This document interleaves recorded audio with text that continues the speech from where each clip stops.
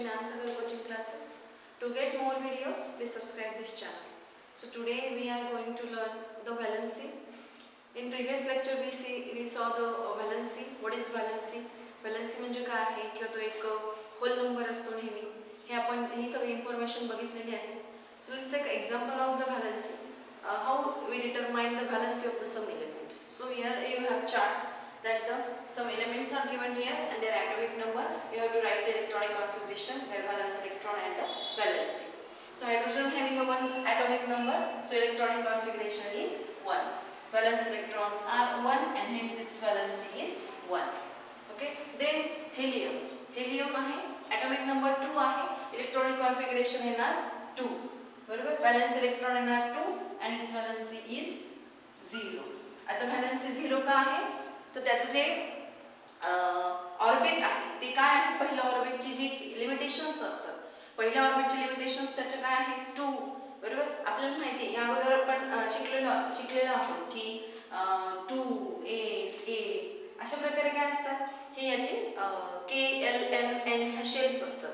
बरोबर. आणि या शेल्सचं ते एक लिमिटेशन असतं आणि त्या लिमिटेशननुसारच काय करावं लागतं, आपल्याला त्यात इलेक्ट्रॉन्स द्यावे लागतात. मग पहिली ऑर्बिट जी आहे त्याची फुलफिल आहे, त्याची व्हॅलेन्स इलेक्ट्रॉन्स जरी 2 असले तर त्याची व्हॅलेन्सी काय आहे? 0 असणार आहे. बरोबर. कारण तो त्याचे 2 इलेक्ट्रॉन देणारही नाही आणि घेणार पण नाही. त्याची जी व्हॅलेन्सी आहे ती किती आली? 0 असणार आहे.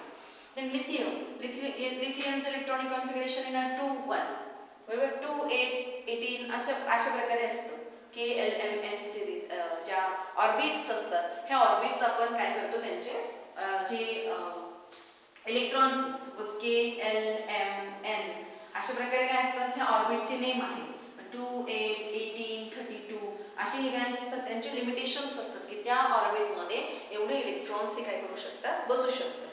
बरोबर. या पद्धतीने मग आता 2 1 हे इलेक्ट्रॉनिक कॉन्फिगरेशन लिथियमचं आहे, म्हणजे त्याचे व्हॅलेन्स इलेक्ट्रॉन म्हणजे त्याच्या आउटर मोस्ट ऑर्बिटमध्ये जेवढे इलेक्ट्रॉन्स असतात त्याला आपण काय म्हणतो, व्हॅलेन्स इलेक्ट्रॉन म्हणतो. सो 1 हा त्याचा व्हॅलेन्स इलेक्ट्रॉन झाला आणि म्हणून त्याची व्हॅलेन्सी किती आहे?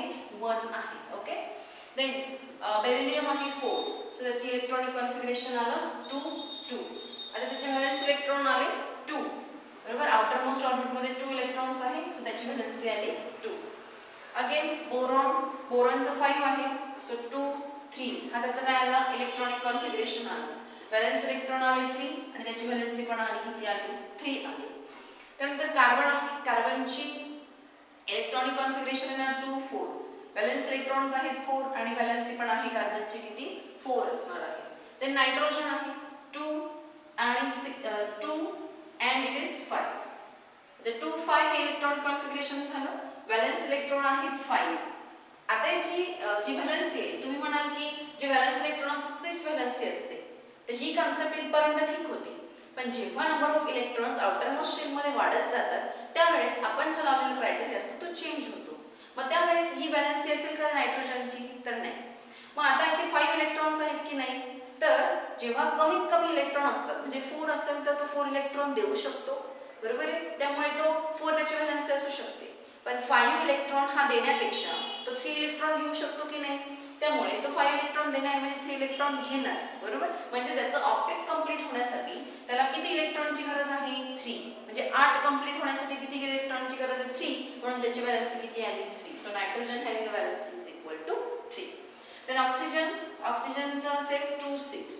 आता याला पण किती लागेल? ऑक्टेट कंप्लीट होण्यासाठी व्हॅलेन्स इलेक्ट्रॉन आहेत 6, पण ऑक्टेट कंप्लीट होण्यासाठी किती इलेक्ट्रॉन लागतात? 2. म्हणून त्याची व्हॅलेन्सी किती आली? 2 आली. देन फ्लोरीन आहे. फ्लोरीन जो आहे त्याचे इलेक्ट्रॉनिक कॉन्फिगरेशन काय येणार? 2 देन 7 7 8 9. बरोबर. याला याचं इलेक्ट्रॉनिक कॉन्फिगरेशन 2 7 आहे. व्हॅलेन्स इलेक्ट्रॉन 7 आहे, पण याला ऑक्टेट कंप्लीट करण्यासाठी किती इलेक्ट्रॉनची गरज आहे? 1. So that is why its valency is 1. Then neon. निऑनचं आहे 2 8. बरोबर. इथे त्याचं ऑक्टेट कंप्लीट आहे, म्हणजे एकही इलेक्ट्रॉन तो त्याचा ऑक्टेट कंप्लीट असल्यामुळे तो इलेक्ट्रॉन देणारही नाही आणि घेणार पण नाहीये. म्हणजेच काय असेल की त्याचे जे व्हॅलेन्स इलेक्ट्रॉन जरी 8 असले तरी व्हॅलेन्सी काय असणार आहे? त्याचे 0 असणार आहे. इथे व्हॅलेन्स इलेक्ट्रॉन सुद्धा आपण काय करणार आहोत? 8 इलेक्ट्रॉन त्याचे व्हॅलेन्स इलेक्ट्रॉन असले तरी तो काय आहे? त्याची जी व्हॅलेन्सी असेल ती काय असेल? 0 असणार आहे. देन सोडियमचं इलेक्ट्रॉनिक कॉन्फिगरेशन काय आलं आता? 2 8 1. कारण आता ही स्टेट कंप्लीट झाली आहे त्याची. पुढची स्टेट घेणार 1. मग आता 1 ही त्याची व्हॅलेन्स इलेक्ट्रॉन आली आणि 1 ही त्याची काय आली, व्हॅलेन्सी आली. देन मॅग्नेशियम आहे, त्याची इलेक्ट्रॉनिक कन्फिगरेशन आहे 2 8 2. So valence electrons are 2, hence the valency is 2. In this way we find out the valency of the element. Now आता इथे बघितलं आपण की हे एक व्हॅलेन्सी असलेले आहे, बरोबर. But some elements shows the variable valency. म्हणजे इथे आपण बघितलं की ह्या एलिमेंट मध्ये सगळ्या एलिमेंटने काय दाखवलं, एक सिंगल व्हॅलेन्सी दाखवली. पण प्रत्येक वेळेस काही एलिमेंट जे असते ते सिंगल व्हॅलेन्सी नाही दाखवत. Some elements are shows the some different numbers of valencies. जे नंबर ऑफ इलेक्ट्रॉन्स जे आहेत ते काय असतात, त्यांच्यामध्ये ते वेगवेगळ्या प्रकारे शेअरिंग करू शकतात. म्हणजे त्यांची व्हॅलेन्सी जी आहे ती डिफरंट असू शकते. याला व्हेरिएबल व्हॅलेन्सी अशी प्रॉपर्टी म्हटलं जातं. मग इथे तुम्हाला सांगितलं some elements that exhibits a variable valency. So some given here that the कॉपरचं सिम्बॉल आहे Cu. त्याची व्हॅलेन्सी तो 1 किंवा 2 ही व्हॅलेन्सी दाखवू शकतो. त्यानंतर त्याचा आयन आहे, समजा त्याने 1 व्हॅलेन्सी दाखवली तर तो Cu+ होणार. 2 व्हॅलेन्सी असेल तर तो Cu2+ होणार. मग Cu+ जर असेल तर त्याला Q+ म्हटलं जातं. Cu2+ असेल तर त्याला क्युप्रिक म्हटलं जातं. ओके. म्हणजे 2 सिंगल आयन जर असेल Cu+चा तर तो Q+ म्हणजे इतर जो कंपाऊंड असेल त्याच्याशी जेव्हा तो जॉईन होईल, कंपाऊंड फॉर्म होईल, बरोबर. मग तेव्हा रॅडिकल फॉर्म होण्याची वेळेस काय होईल, त्याला Q+ असं नाव दिलं जाईल, बरोबर. त्यानंतर Cu2+ असेल तर क्युप्रिक असेल. सिमिलरली मर्क्युरी Hg असेल तर व्हॅलेन्सी असेल 1 and 2 and ion H+ and Hg+ and Hg2+. Hg+ असेल तर मर्क्युरस आणि Hg2+ असेल तर मर्क्युरिक असतो. देन आयन असेल Fe तर Fe हा 2 आणि 3 ही व्हॅलेन्सी दाखवतो. Fe2+ असेल तर फेरस असतो आणि Fe3+ असेल तर फेरिक असतो. सो अशा प्रकारे काय आहे की काही एलिमेंट जरी सिंगल व्हॅलेन्सी हे काय आहे की होल नंबर आहे. एलिमेंट जे आहे ते सिंगल व्हॅलेन्सी जरी शो केले तरी some element shows the different valency, variable valency ते शो करतात. त्यामुळे ते वेगवेगळे कंपाऊंड जे असेल ते इतर मॉलिक्युल्स बरोबर काय करतात, फॉर्म करत असतात. So this is the variable valency. Next topic is radicals. So radicals जे आहेत ते काय आहेत ते बघूया. त्यासाठी आपल्याला चार्ट आहे. इथे तुम्हाला दिले सम ऍसिड्स आणि बेस दिलेले आहेत आणि त्याचे कॅटायन्स आणि ॲनायन्स दिलेले आहेत. सो बेस आहे NaOH, तर त्याचे कॅटायन आहे Na+ आणि OH-. बेस KOH असेल that is potassium hydroxide, cation आहे K+ आणि ॲनायन आहे OH-. Then calcium hydroxide that also it is a calcium, so we get a Ca2+ and OH-. Okay, so here acid is given here HCl, Ha+ is a cation and anion Cl-. so acid is HBr, cation is H+ and Br- is anion. HNO3 cation is H+ and anion is NO3-. so या ठिकाणी तुम्हाला दिसतंय की कोणताही जो compound आहे हा compound कधीही कोणताही कंपाऊंड हा कसा फॉर्म होतो. Compound is a form by with the compounds are ionic bonds. Okay, म्हणजे कंपाऊंड जे असेल तो जर आयनिक बॉन्डने फॉर्म होत असेल तर that is made up of with 2 constituents. तो 2 कॉन्स्टिट्युएंटने बनतो. एक म्हणजे त्याच्यामध्ये असतं कॅटायन आणि दुसरं म्हणजे असतं त्याच्यात ॲनायन.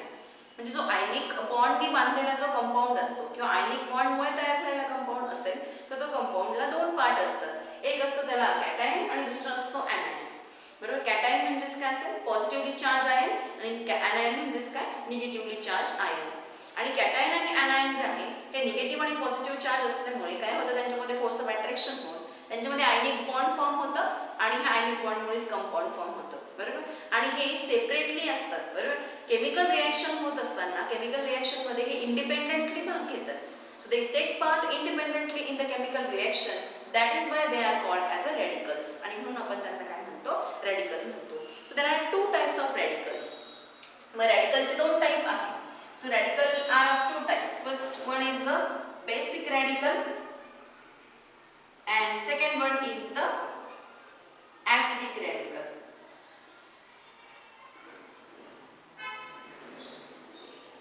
So what is basic radicals? Now basic radicals म्हणजे काय आहे तुम्हाला इथे दिसतंय बेस मध्ये NaOH मध्ये तर कॅटायन जो आहे तो काय आहे Na+ हा कॅटायन आहे, बरोबर. आणि हायड्रॉक्साइड हा त्याला OH- anion आहे.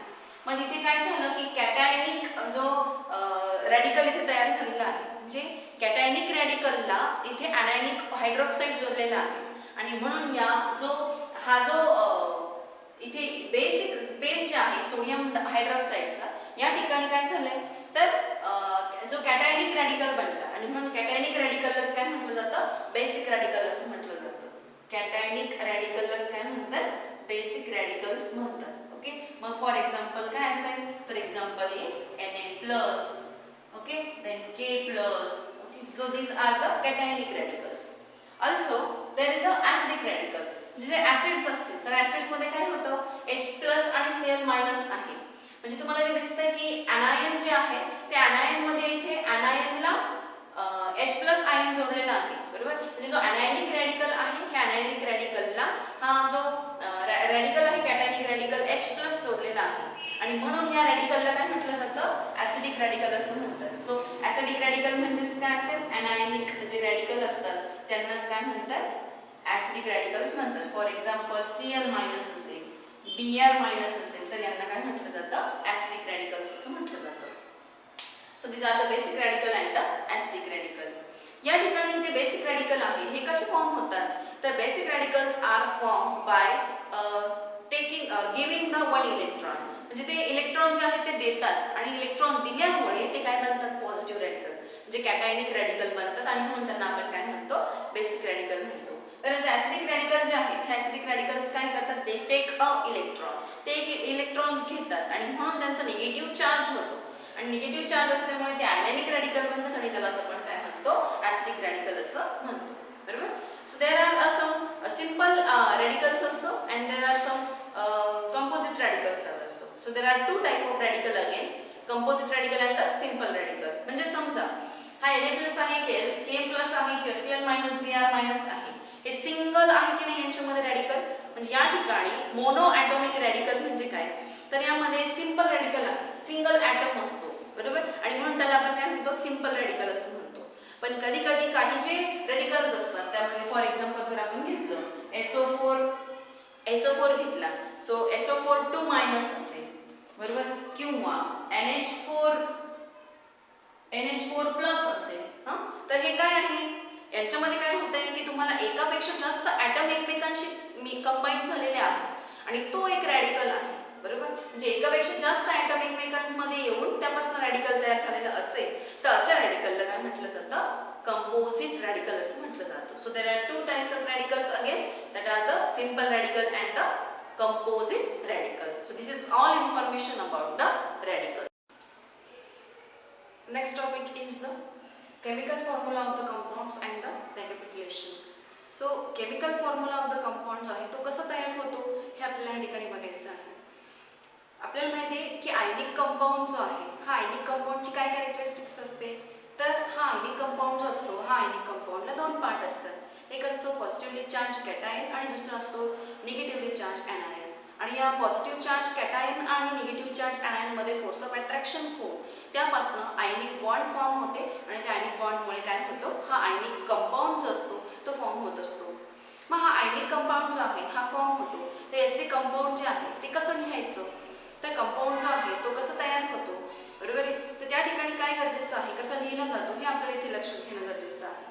मग हा जो आयनिक कंपाऊंड असतो, हा आयनिक कंपाऊंड जो आहे तो नेहमी लिहिताना त्याच्या नावावरून लिहिला जातो, बरोबर. म्हणजे त्यांचा जो नेम्स आहे किंवा त्यांचे जे सिम्बॉल्स आहेत ते लिहिले जातात. मग यामध्ये सर्वात अगोदर काय केलं जातं, तर जो कॅटायन आहे त्याचा सिम्बॉल अगोदर लिहिला जातो आणि नंतर ॲनायनचा सिम्बॉल लिहिला जातो. फॉर एक्झाम्पल जर मी हा घेतला सोडियम हायड्रॉक्साईड जर घेतला, ओके, सोडियम हायड्रॉक्साईड घेतला, सर NaOH जर घेतला तर सोडियम आहे, बरोबर. यामध्ये आपल्याला दिसतंय Na+ आणि OH- असा हा आयन असतो. मग Na+ अगोदर लिहिला जातो, नंतर OH- आयन लिहिला जातो. So in this way we can write the compound ionic compound.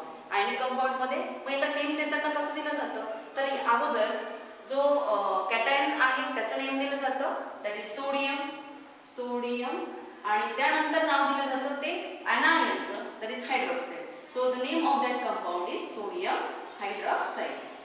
Similarly NaCl जर असेल तर Na+ आणि Cl- असा आयन असतो की नाही, आणि म्हणून Na+ असेल तर Na+ अगोदर लिहिला जातो, Cl- नंतर लिहिला जातो. अशा पद्धतीने NaCl कंपाऊंड तयार होतं आणि याचं नाव देताना अगोदर सोडियमचं नाव दिलं जातं, दॅट इज सोडियम, आणि नंतर क्लोरीनचं नाव दिलं जातं, दॅट इज क्लोराईड.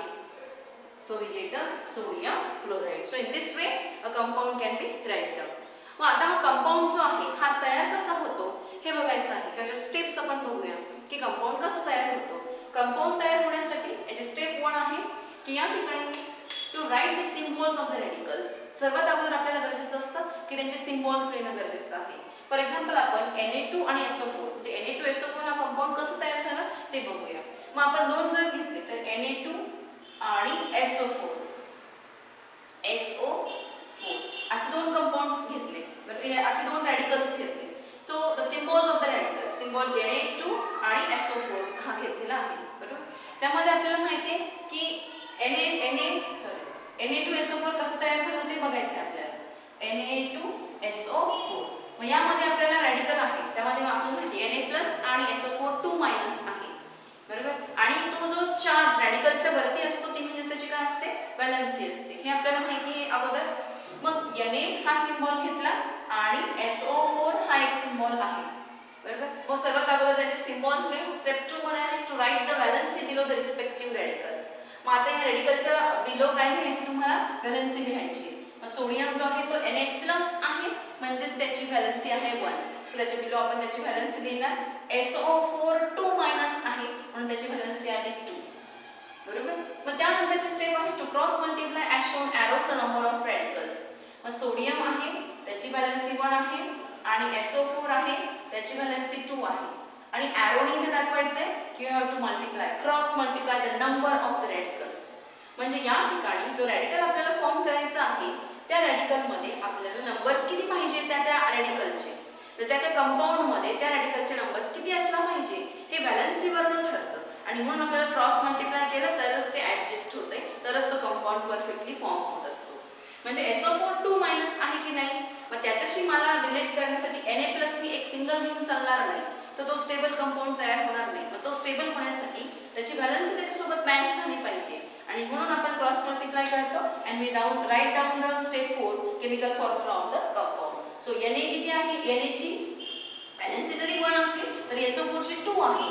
म्हणून ह्यामध्ये आपल्याला अगोदर काय लिहायचंय की या ठिकाणी आपल्याला 2 असणार आहे, म्हणजे क्रॉस मल्टिप्लाय नंबर घेणार आहोत आपण. म्हणजे इथे क्रॉस काय आहे 2 हा Na किती घ्यायचे आपल्याला 2 आणि SO4 किती घ्यायचा आहे 1. कंपाऊंडचं नेम लिहिताना नेहमी आपण काय करतो, अगोदर कोण लिहितो, कॅटायन लिहितो. Na+ हा कॅटायन आहे, so we write here Na2. आता 2 का घेतला, कारण इथे क्रॉस मल्टिप्लाय करायचे आपल्याला त्याची व्हॅलेन्सी. सो Na2 असणार आहे आणि SO4 जो आहे तो किती आहे 1 आहे. So we get the Na2SO4 here. So अशा प्रकारे आपण काय करू शकतो, इथे कंपाऊंड हा तयार करू शकतो. या पद्धतीने आपल्याला वेगवेगळे जे कंपाऊंड्स आहेत, म्हणून जेव्हा आपल्याला कंपाऊंड फॉर्म करायचा असतो, आयनिक कंपाऊंड जेव्हा फॉर्म होतो तेव्हा आयनिक कंपाऊंड फॉर्म होताना त्यासाठी आपल्याला त्याची व्हॅलेन्सी जे रॅडिकल्स आहेत त्यामध्ये असलेले त्या रॅडिकलची व्हॅलेन्सी लक्षात पाहिजे, त्याचं नेम लक्षात पाहिजे, त्यानंतर त्याचे जे सिम्बॉल्स आहेत ओके, आणि त्यावरती असलेला जो चार्ज आहे रॅडिकल्सच्या वरती तो चार्ज पण आपल्याला लक्षात पाहिजे, तर आपण त्या कंपाऊंडचं नेम